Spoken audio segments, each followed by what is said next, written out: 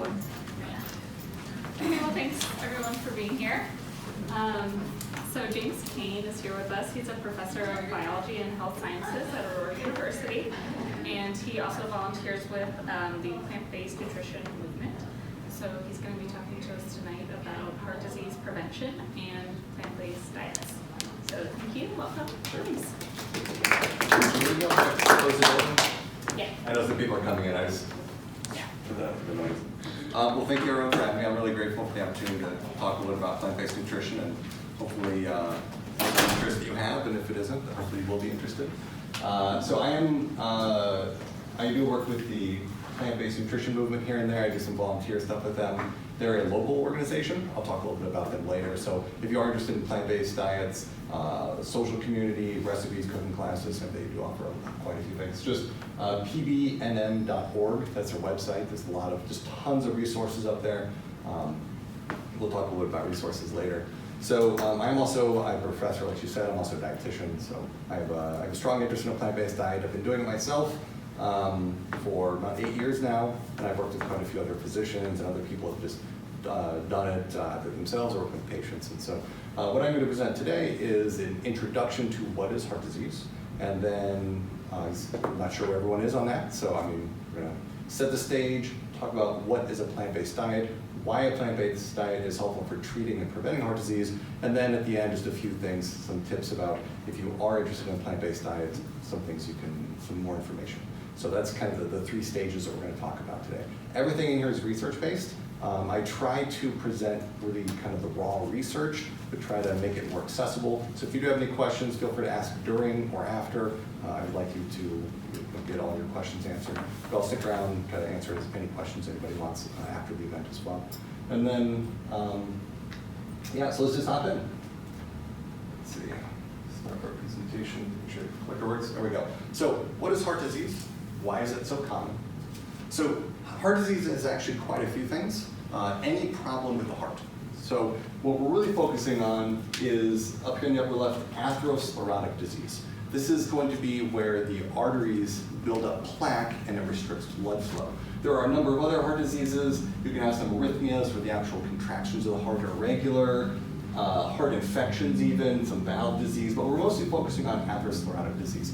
That one, more than all the other ones, is really influenced by diet and lifestyle. And that's also the #1 killer in the United States, as well as just of all the other heart diseases. So some other terms you may hear, so atherosclerosis is just a buildup of this fatty plaque in the arteries that narrows them.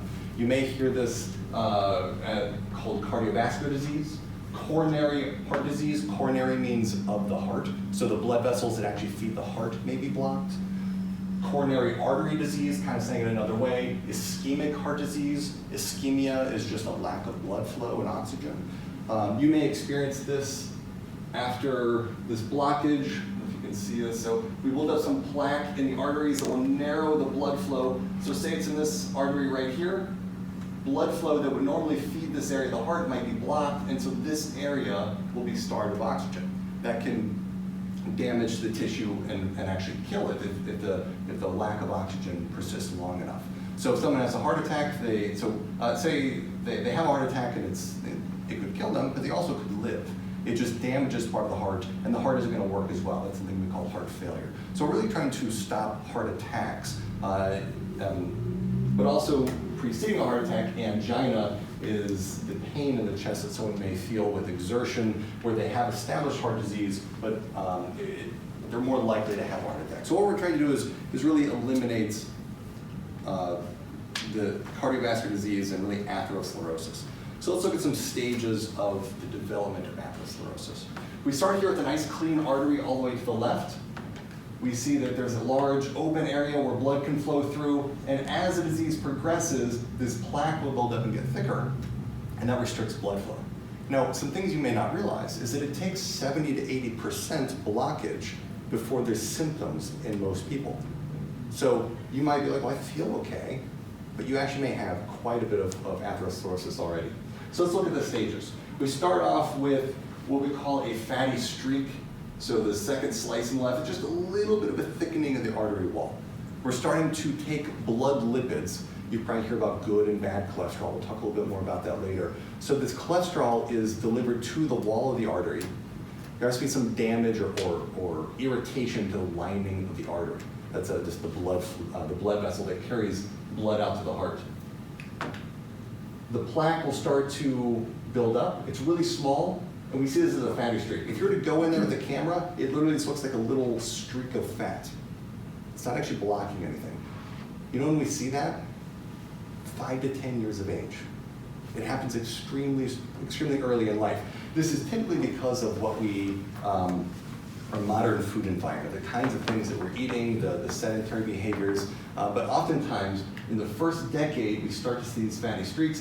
By about the 30s, we start to actually have a buildup of a thicker plaque, and we start to have this more of a lipid core, so it starts to get a lot fattier, and eventually by the 40s and 50s, we start to get what we call as fibrous plaque. So it's actually a kind of fibrous cap that goes over this fatty core. And that actually has a lot of calcium in it, some connective tissue, and it's fairly stable, except some areas of it are likely to rupture. So here we see that this plaque, a lot of people think that we'll just get this plaque and it'll keep growing until it completely blocks the artery. That's actually not what happens most of the time. What happens is it builds up. There's still some area for blood flow, but part of it ruptures. And just like you'd cut yourself on the skin, there's some bleeding, and that will cause a blood clot. That blood clot is what clogs up that narrower artery and blocks blood flow. This right here is an artery. Obviously, from an autopsy, someone died from this. So there was this plaque. You actually see the fat kind of looks like bacon, kind of like a cold bacon. This brown red stuff is actually that blood clot. So that's where the plaque itself ruptured a little bit. It bled out, and there was a blood clot. It blocked blood flow, and this person died. And so that's what this looks like. That's what an actual blood clot would look like. So the idea here, though, is that it starts very early. By 10 years of age or so, it really starts to build up in our 20s, 30s, 40s, and then 50s, 60s, 70s are where people actually start having the heart attacks. So it's never too early, but we'll see that it's also never too late to really try to address this issue. Okay, so we'll move on. Why is this important? So we'll see here, upper right, this is in males in the left, females in the right, the top 10 causes of death in the United States. Heart disease kills about 24% of males, 22% of females. That is our annual kind of just percentage of what people die from. So it's not just a male issue. Especially postmenopausal, when estrogen levels go down, females are just as at risk as males. Cancer is the second leading cause. After cancer, we have other things like lung disease, stroke, which is related to cardiovascular disease, and then right here is diabetes. So a lot of people have diabetes as well as heart disease. People don't really die from diabetes. Diabetes is high blood sugar for a number of reasons. But what happens is that high blood sugar irritates the lining of the arteries. That drives atherosclerosis, or that narrowing of the arteries, and then the heart disease is what actually kills them, or kidney disease, or some other things that might come from diabetes as well. So really a lot of things lead to heart disease as the thing that actually kills them. So we want to really focus on this atherosclerosis and cardiovascular disease. Let's look at some statistics. I actually pulled out a calculator, had to do the math on this. I found this infographic. It's from the Heart Foundation, and so it seems repeatable. I'm like, there's no way. Okay, so it's the #1 cause of death. It claims about 1 million people annually, just in the United States. Worldwide, it's even larger. 610,000 people die from this cardiovascular disease, atherosclerosis that we're talking about. If we actually look at the numbers down in the bottom right, once every 34 seconds in the United States, someone has a heart attack. That's insane. I had to pull up, I'm like, there's no way, pulling out the numbers. That's what it is. Every 60 seconds, someone dies from a heart-related event. Many of them are because of atherosclerotic heart disease incidents. So this is pretty common. Interestingly, where are these happening? So if we see in the top here, this map, this is our most recent data on deaths and where they occur by county. This is 2015 cardiovascular disease deaths. Many of them happen in the Southeast. Part of that's because we have a lot of people there. but this is actually per capita. So this is normalized at how many people are there. So it should be kind of even if everyone, so something about the lifestyle in the Southeast. This is always something we see with our researchers. But what's really interesting here is if we look at the rates of obesity, as well as diabetes, we see that it follows a similar pattern. Now this is interesting because it's all relating to this concept that we call metabolic syndrome. So metabolic syndrome is really, it's not one thing. It's having 3 of these 5 things. So visceral obesity, that means around the organs or really in the abdominal cavity. So it's not just having like kind of the hips and thighs like females typically do, the female storage, fat storage pattern. That's actually not as bad. But males and some females tend to have more abdominal or upper body obesity. That tends to be more associated with cardiovascular disease. So that's a really bad thing to have. Insulin resistance, that's going to be where insulin, which controls blood sugar, isn't working as well. So someone's likely to have high blood sugar. That high blood sugar can damage the arteries and cause buildup of plaque. Hypertension, this is high blood pressure. High blood pressure is going to put strain on the arteries, and again, we're damaging the arteries, we're causing a buildup of plaque where that damage occurs. High triglycerides, low HDL cholesterol, so the lipids, the fat that's circulating in our blood is, we have more fats that we don't want, and some of the good cholesterol that might actually clear away the fat is too low. So having 3 of these 5 is called the metabolic syndrome. Many people have a number of these conditions. Interestingly though, this is related, these are the symptoms, the signs and symptoms. This isn't really the thing. The thing is the heart disease. A number of blood lipid problems, high blood pressure, type 2 diabetes, dementia and Alzheimer's, cancers, polycystic ovary syndrome, and even fatty liver. These are all what we call comorbidities. They're all the diseases that result from those things. So we tend to, when we think about these diseases, we can try to control the signs and symptoms, but really what we want to do is treat the cause. So we're going to focus on these actual causes here on the left. So we have risk factors for cardiovascular disease. So let's talk about the things that increase the risk for cardiovascular disease. We have non-modifiable. This means you can't do anything about them. As you get older, you're more likely to have heart disease. Gender, males more than females. Family history, race, ethnicity, based on your genetic background, you may be more or less likely to get it. Okay, cool, but we're talking about things we can do something about. So modifiable risk factors here on the left, obesity and overweight. Being overweight and being more overweight tends to be a greater risk factor for heart disease. Dyslipidemia, that means bad blood fats. So this LDL cholesterol, that's our bad cholesterol, that's going to be molecules that deliver fat to areas in the body. So they will actually deliver fats to, for example, the lining of the arteries. So we want to have low LDL cholesterol. Dyslipidemia is defined as high LDL or bad cholesterol, high triglycerides, and low HDL or good cholesterol. Hyperglycemia, so either from diabetes or insulin resistance, high blood sugar, because that high blood sugar can actually damage the lining of the arteries. Hypertension, high pressure on the arteries, and then lack of physical activity. Physical activity by itself is helpful for managing weight, blood sugar, blood lipids, and blood pressure. So exercise itself is fantastic. So separate from plant-based diets, please go be active. A lot of people think that it really like a lot of activity is required. Going from nothing to something gets a lot of the benefits. Going from something to athlete, you get a little bit more, but really most of it is just not being sedentary. But we're talking about diet here. Also stress, cigarette smoking, those things. So we can modify quite a bit of these with diet.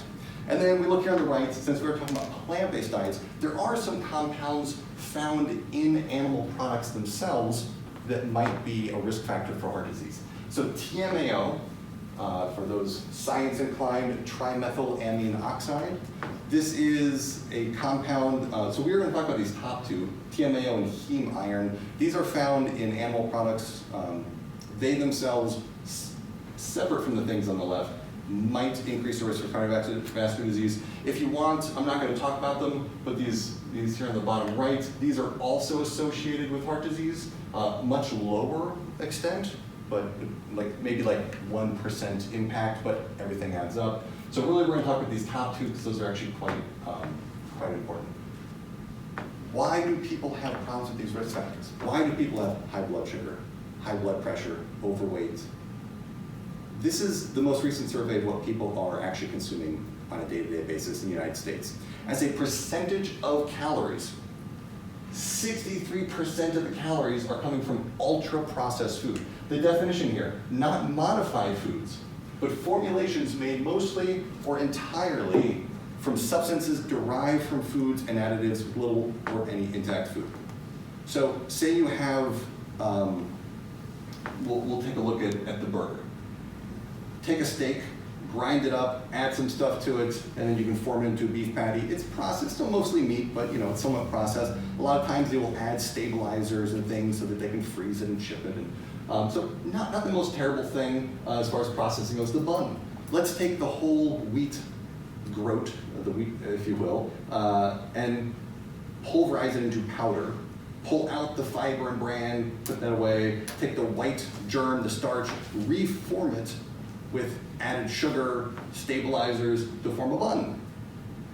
Add to that mustard, ketchup, mayonnaise, things, again, none of these things are animal or plant products as we see them. They are derivatives from those reformed into things we eat. So this is over 2/3 of our diet. About 25% animal foods, and then about 12% from plant foods, and half of those are moderately processed. So we're not eating a whole lot of plants in general. We're also not eating a lot of minimally processed foods. We call this the modern food environment. Fast foods, grocery stores, our pantry, freezers. This is what a lot of people consume. It's convenient, it tastes good. These products are developed to make us want to eat more of them. So this is why we look at these risk factors. We do have problems with overweight, high blood sugar, high blood pressure, but a plant-based diet, as we'll see, can directly reduce quite a few of these risk factors. So let's talk about what a plant-based diet is, how it might actually treat and prevent heart disease. So what is a plant-based diet? Many of us are familiar with this. We have an image here on the left which shows the spectrum of plant-based eating. Plant-based is kind of a newer term. A lot of us are familiar with these terms right here. Vegetarian and possibly vegan. Vegetarian, usually people are cutting out meat, but they're eating eggs and or dairy, milk products. And then you've got some people that eat fish, but no other meat. And then as we move more and more towards only plants and 100% plants, which is no animal products, no meat, no fish, no dairy, cheese, milk, cream, no eggs, that's what we call vegan. That is 100% plant-based. But plant-based is kind of a term that is different from vegan. Vegan, and these are used interchangeably. Vegan tends to be more of an ethical dilemma for a lot of people. They choose to, because of the animal cruelty and their belief in animal welfare, not consume animal products. They might do it for health reasons. They might do it for environmental reasons, but many of them tend to do it for ethical reasons. So because of that, there's this kind of marketing term in a way to try to say, we're doing it more for health or other non-animal reasons, animal welfare aside. We call that plant-based. And plant-based also doesn't necessarily mean 100%. It could mean mostly plant-based. And what we'll see actually is that the benefits of a plant-based diet, they're dose response. The more you do it, the more benefit there is. It doesn't have to be a 100% all the time thing. I hate when people get up here, they have great information. Here's all the science about why plant-based is healthy. You must do it all the time. And then people get turned off by it. It's like, or maybe 1 day a week, if that's what works for you. Maybe 4 days a week. Maybe it's a few meals a week or have meat, the rest don't. Whatever it is, whatever can work for someone, you're going to get more benefits the more you do it. But it doesn't have to be all or nothing. This is a newer term, whole food plant-based, or this WFPB. So whole food plant-based diet.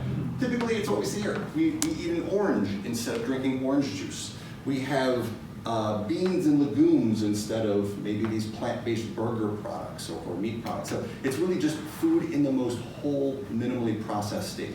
that's kind of going a step further. It's not just, because as we'll see a little bit later, vegan, vegan, no animal products. Oreos are vegan. You would think the cream in it might actually have real cream, it doesn't. But whole food plant-based diet, obviously Oreos don't really fit in there. So really we're talking about food quality being an issue as well. In fact, if someone still wants to eat meat, I would say eat chicken, not a chicken nugget. It's still, the food quality is a major issue. Plant-based is an additional benefit.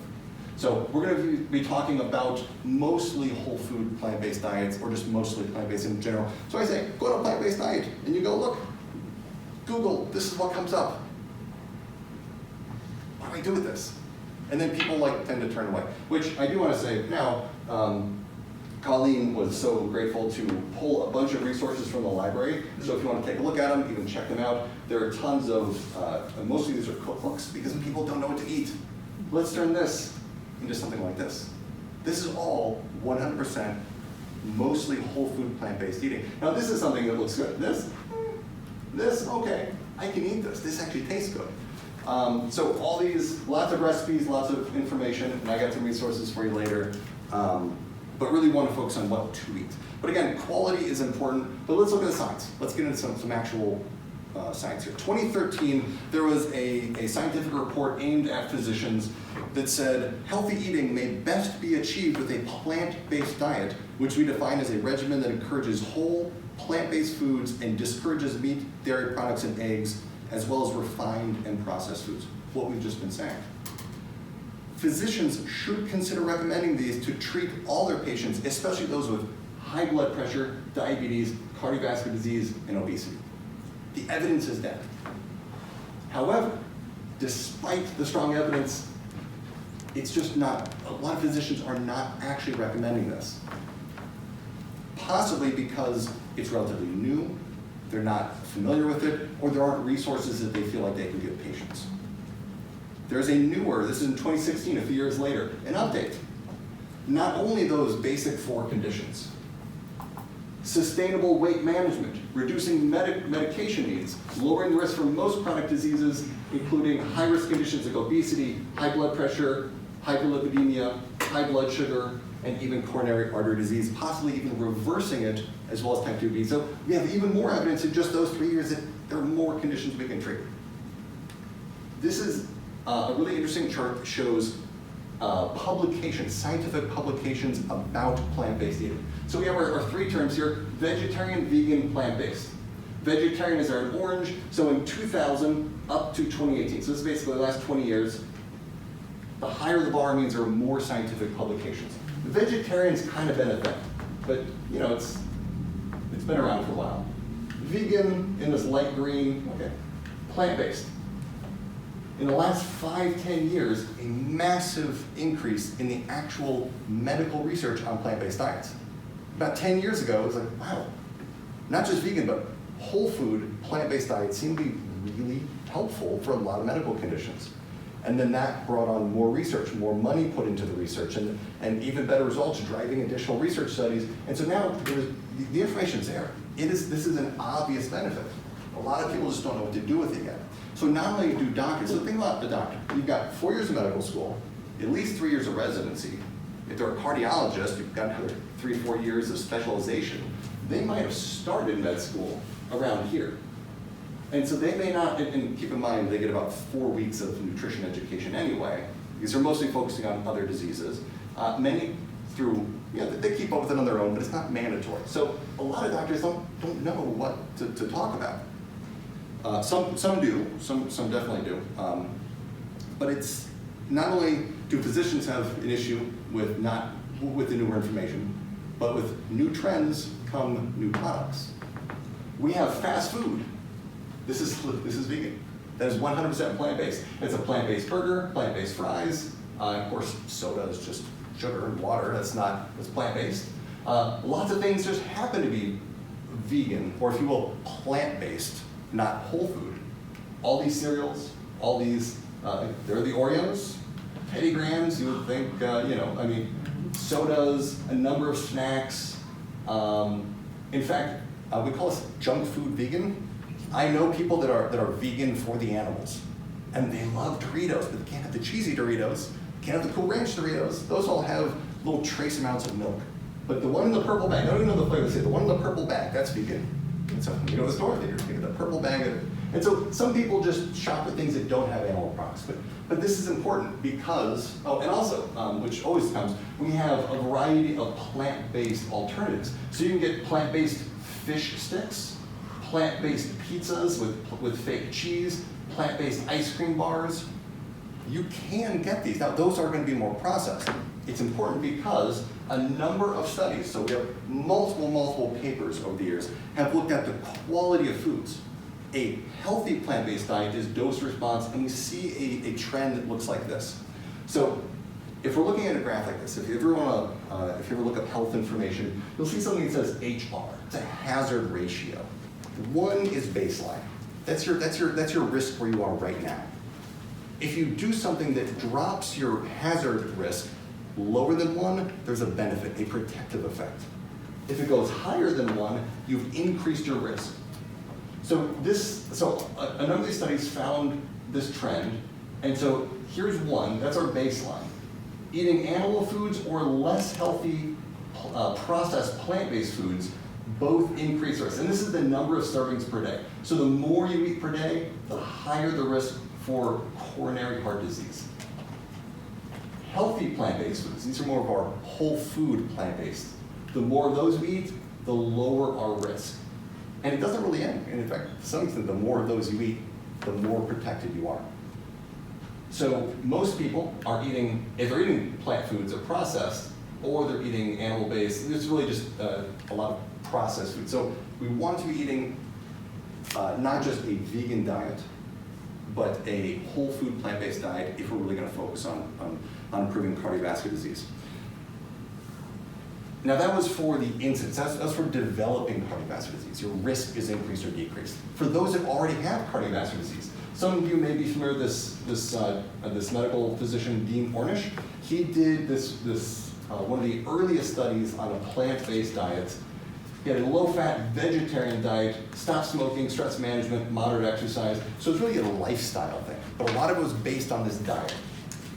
82% of the participants had a reduction in their in the atherosclerosis. So the atherosclerosis that already built up, they looked at how narrow was the artery, and then could the artery become wider again? And so here we see the changes in the diameter of the stenosis. That's a narrowing. Basically, the higher this bar, the more the arteries opened up. Least, medium, and most adherent to these lifestyle and diet changes. Those that were the most adherent had the greatest benefit. Interestingly, 5 years later, he did a follow-up on these same people. Let's look at the people that kept up with the diet. After 5 years, least and moderate, they just maintained, they didn't go back, but they just maintained their advantage. Those that were the most adherent to these changes had additional benefits. They had additional regression of their atherosclerosis. So it isn't just about prevention, but we can treat this as well. Now, no matter how good a diet is, this is, again, a lifestyle change. No matter how good your diet is, if you're constantly stressed, you're not sleeping, you're not exercising, diet is important, but it only goes so far. It's a major component. Depending on who you ask, 50 to 70% of atherosclerosis might be diet-related, and then, but again, the full picture is helpful. Okay, I'm interested. How quickly can I get the changes? So this is another name you may recognize, Dr. McDougall. Dr. McDougall, he has this inpatient program where people can come and stay, and they basically just have education sessions, and they feed them a plant-based diet for a 10-day kind of retreat. Over the course of his practice, he's collected data from over 1,600 patients and found that, on average, within this 10-day whole food plant-based diet phase, eating enough to feel completely satisfied. We call it, anytime you see ad libitum, that means eat as much as you want. That doesn't mean gorge. That just means if you're hungry, eat. If you're not, don't. Even just saying, eat as much as you want of these foods until you're full, they lost 3 pounds. They improved their blood sugar, blood lipids, and blood pressure. The 3 of the major risk factors for heart disease. And many of them discontinued their blood pressure and blood sugar medications. 7 days. A lot of people within 1 week to 1 month have significant effects. So again, now keep in mind dose response. These people went from the normal American diet to a 100% plant-based whole food diet for 10 days. So the evidence is there. Let's talk about some mechanisms. How exactly is a plant-based diet protecting and treating heart disease? So I have a few review papers. A review paper is where they look at individual scientific studies and they collectively evaluate usually 50 to 100 of them and say the consensus of them, the average result is this.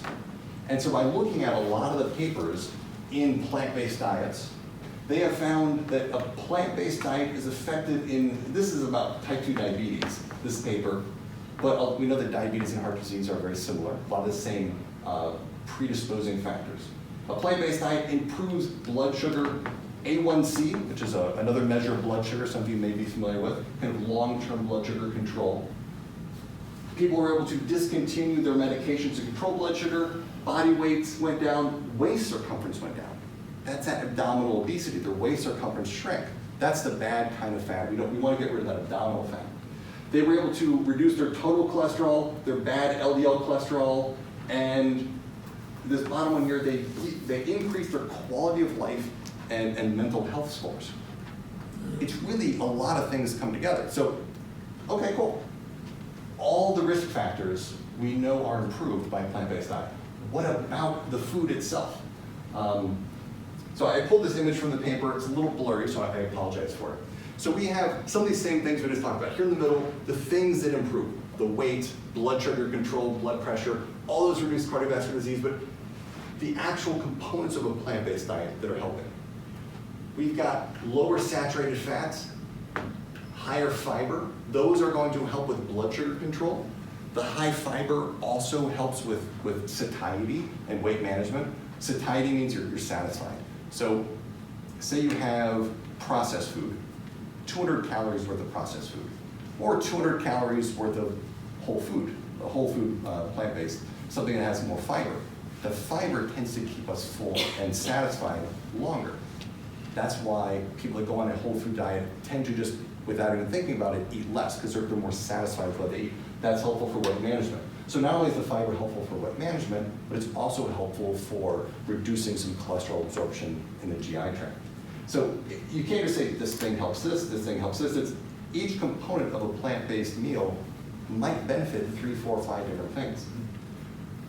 We've got higher, not only lower saturated fat, higher unsaturated fat. We know that the more unsaturated fat there is, especially from whole foods like nuts, avocado, even some soy products, those tend to be beneficial for blood lipids. Polyphenols, carotenoids, vitamin C and E, and then we've got on here, basically these are called either phytochemicals or antioxidants. There are things, not just the vitamins and minerals, we talk about micronutrients. It's not just vitamins and minerals, but things that have some beneficial effect in our body. Sometimes called as antioxidants. They can serve a number of functions in the plant, but when we consume them, they tend to really protect us from oxidative stress, lower inflammation, even through a roundabout way, lower blood pressure. And then we just have some basic things like potassium. You're on high blood pressure medication, you have high blood pressure. The general advice is, here's some medication and go on a low sodium diet. But we know now it's not just lowering sodium, but increasing potassium. Potassium kind of balances out the effects of sodium. So where do you get potassium in the diet? Not much from animal products. It's pretty much completely from fruits and vegetables, potatoes, some whole grains. So a plant-based diet, that's one of the ways it can help with blood pressure. There's also these nitrates. Now, sometimes you buy, say, like bacon. So it's nitrate-free bacon. Now, the nitrates that they add versus the nitrates and nitrates naturally found in food, there's a slight difference in how our body might process this. If we get dark leafy green vegetables, especially, but really any plant-based product, there are these nitrates that when we consume them, they widen our blood vessels and they lower blood pressure. someone has angina or like chest pain, that they do some exertion, like, oh, I have some chest pain, there are nitroglycerin, like basically little nitroglycerin tabs that they can put under the tongue, and it helps increase nitric oxide signaling in the body, widens their blood vessels so that enough blood flow can get through. So say you have a blood vessel, part of it's blocked, but then you widen it, you can restore blood flow. The angina, the chest pain goes away. Plants do that naturally. The nitrates in plants can be converted into nitric oxide in the body. So consuming, in fact, that Dr. McDougall that I mentioned earlier, with that 7-day or that 10-day program, he says every meal should have a dark leafy green specifically for the blood pressure lowering benefit. So there are quite a few things. So basically all these things work to collectively lower these risks here in the middle. All right, we have this other paper that looked at, this one's like an atrial fibrillation. That's not as important. That's going to be some electrical activity in the heart. But importantly, they said, let's look at these other conditions. We looked at coronary artery disease. We talked about the benefits of diabetes, blood pressure, but also sleep apnea and systemic inflammation are improved. And I'm not going to go through the details, but for the same reasons. These related to metabolic syndrome, a lot of these are related. Many people have sleep apnea. A lot of this is related to weight. And helping to lower weight can reduce sleep apnea. That's going to be the snoring and the stopping breathing while in deeper sleep at night.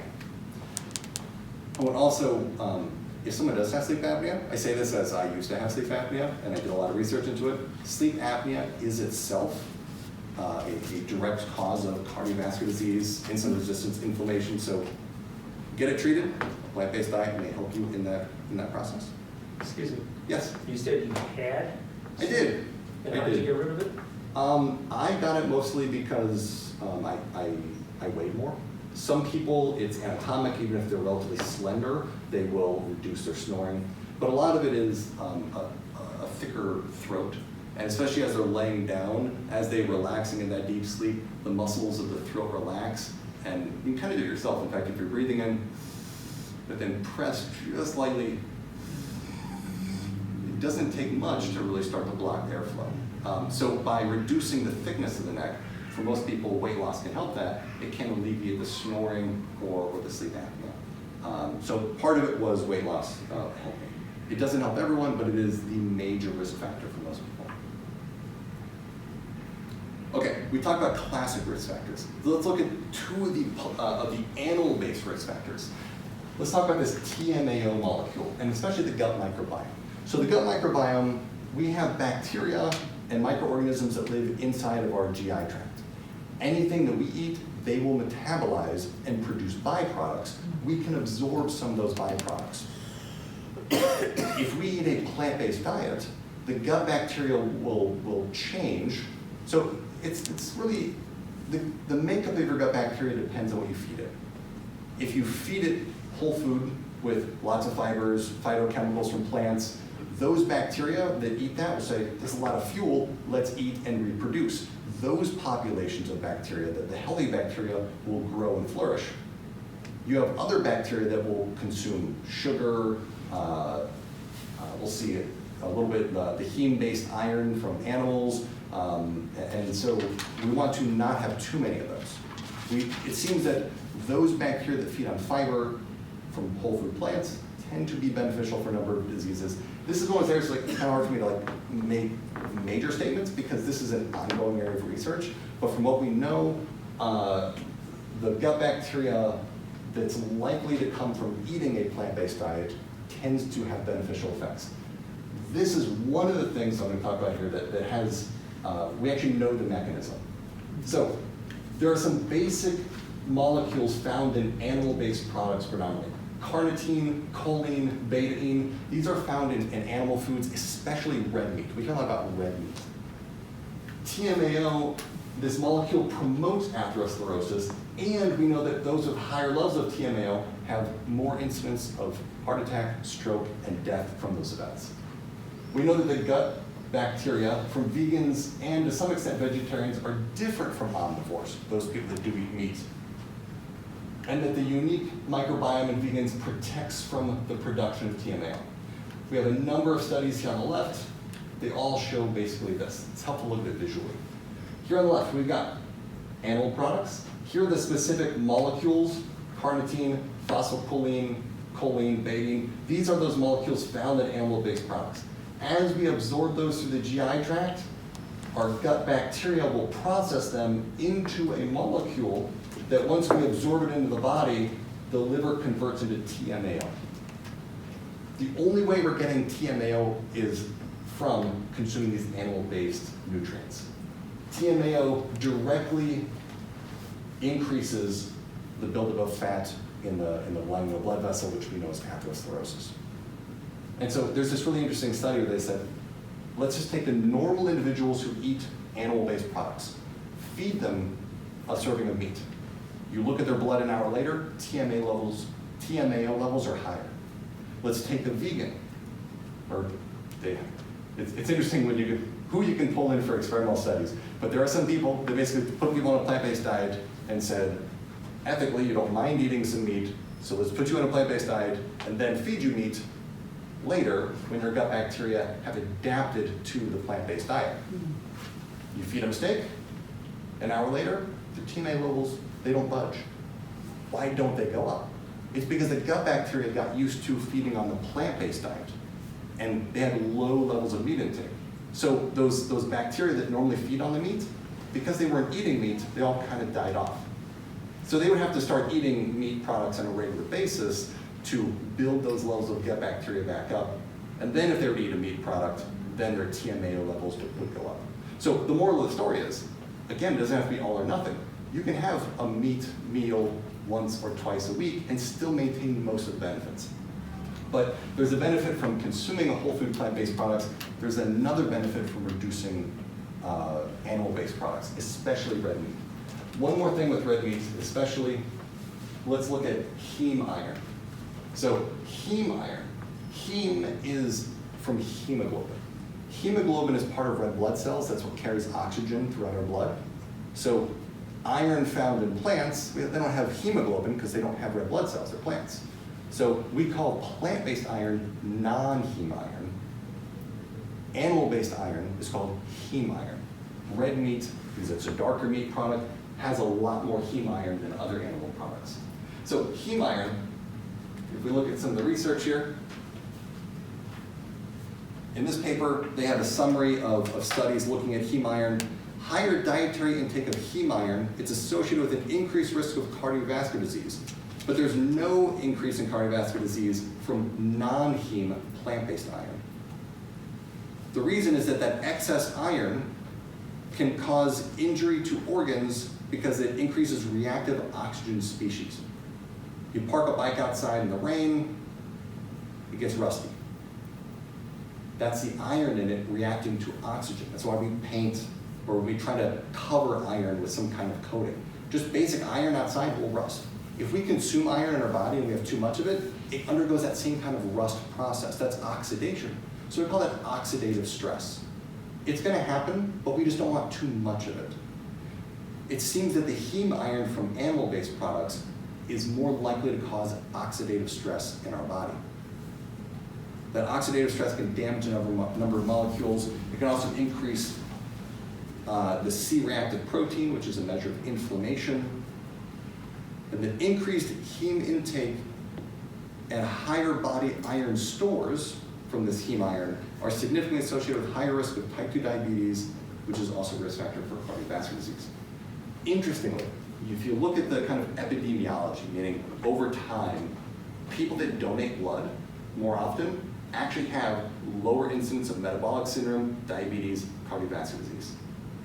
Mostly because the only way we can actually get rid of iron is through bleeding. The body doesn't have a way to really get rid of iron actively.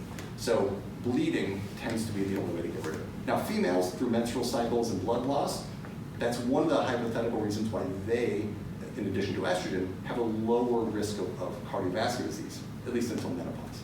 But for men and for all individuals, donating blood is actually potentially healthy. Also going on a plant-based diet can help as well. Let's put this in practical terms. I wanted to pull one of the graphs from this. So this is another image you may see. We have this relative risk. It's kind of like that hazard ratio. 1 is our basic risk.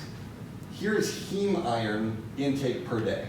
Now these numbers don't mean much to you, so I want to put this in terms of quarter pounders from McDonald's. A quarter pound of red meat will put you about right there. You go for the double quarter pounder, puts you right there. That's just one meal. That risk is going to keep going up the more other animal products and red meat someone eats in a day. And we know lots of people that will eat meat, breakfast, lunch, and dinner in quite large portions. Again, this is just one risk factor. This doesn't even address any of the other basic risk factors we talked about. So let's move on. How can I make better food choices? How can I explore a plant-based diet?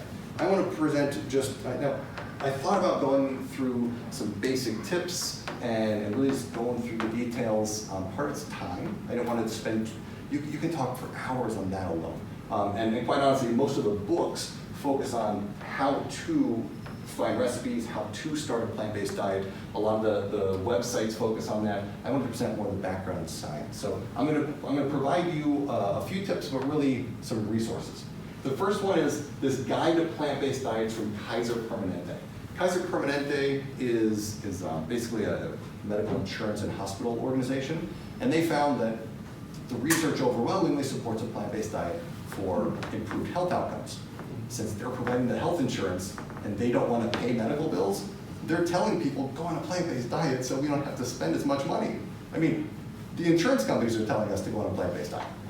This resource, this is just a title page, it covers everything from online resources, books, what to do when traveling, meal ideas, shopping lists, what to talk to your doctor about, anything. I mean, it's really comprehensive. It's really great.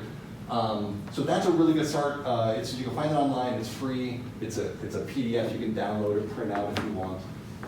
Some of you that like to watch videos, Forks Over Knives is one of the original health-based. It's kind of like it's a documentary. All documentaries are a little biased. They're really coming at it from a health perspective. There's a little bit of animal welfare in there. If that doesn't interest you, you can focus on the health aspect. But they have some doctors that talk about the benefits of the plant-based diet, and that's about 80% of the movie. This is on Netflix for free. Maybe the library has a copy. They also, Forks Over Knives, from the success of their documentary, they made a number of books. So quite a few of those are actually at the library here. This is the Forks Over Knives family. So kid-friendly recipes, because we know that it's not just us. Sometimes it's trying to get the family on board. So they really come a long way. Also, if you like videos, nutritionfacts.org. They also have a YouTube channel. You can go to the website and watch them. This, Dr. Greger is the guy that runs this. It's a nonprofit, and he tries to find plant-based research for all health conditions, general well-being, anything really weird stuff, really popular stuff, anything you can think of. He's got, I think now over like 2,000 videos, and so sometimes it's nice just to like watch a video, especially if you're exercising, just pop on some videos, do 20 minutes of exercise. And then locally we have there are a few groups, the Plant-Based Nutrition Movement, pbnm.org. So I volunteer with them, and that's the reason I'm here talking today. They have some, it's actually a physician-led group. So there are some physicians in the area and advanced practice nurses, dietitians like myself, who support a plant-based diet. And so you can go on there, find links actually to some of these other things, recipes, and also just local meetups like this, as well as just other ones. I know that all over the Chicagoland area, they've got some potlucks, so like once a month. You don't have to bring anything, but you can, but people will bring whole food, plant-based foods. You just get together once a month, just hang out and talk, oftentimes about nutrition. Sometimes they talk about a certain topic, just eat some good food, meet some people that share the lifestyle. So anyway, there's lots of stuff there. Check it out. Something local is always really nice to have. Most of us just want to know what to eat. This is my favorite recipe website. Straight Up Food by Kathy Fisher. Healthy eating you can live with. Just look up Straight Up Food. I'm a dietitian. I recommend, I still am sometimes at a loss for what to eat. So, this right here, we've got breakfast, main dishes, side dishes, salads, soups and stews, desserts, sauces and dips, international foods, and even holiday dishes. There's literally a category with hundreds of recipes, and this is just one recipe website. And this straight up food, this is a 100% whole food plant-based recipe website. Sometimes people have more or less, versions of processing. You can certainly get more processed, less processed, but if you really want to go 100%, this is really your whole food plant-based source. This is one of the best. And if you have recipes you already like, you can find substitution charts. Just Google vegan or plant-based ingredient substitution. Meat substitutes, eggs, dairy, oil, things that you might want to find a plant-based version. There are these guides that will tell you what to use and how much to use. There are plant-based shopping lists. So again, the resources are out there. In fact, the Kaiser Permanente, we'll go all the way back, that Kaiser Permanente guide actually has quite a bit of this in it as well. There are two concerns. If someone's going to start a plant-based diet and they're going to go 100% plant-based, there are two concerns I need to address.